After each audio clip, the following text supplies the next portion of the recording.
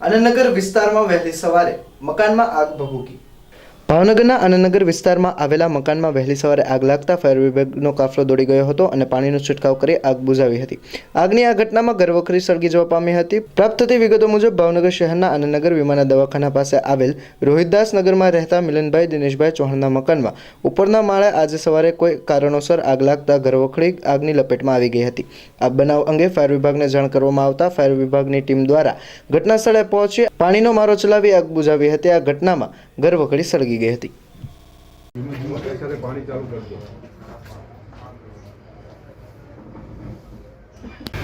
વર્દી ક્યારે આવી? હા, જોવા મોટું મારી નાનું છોકરું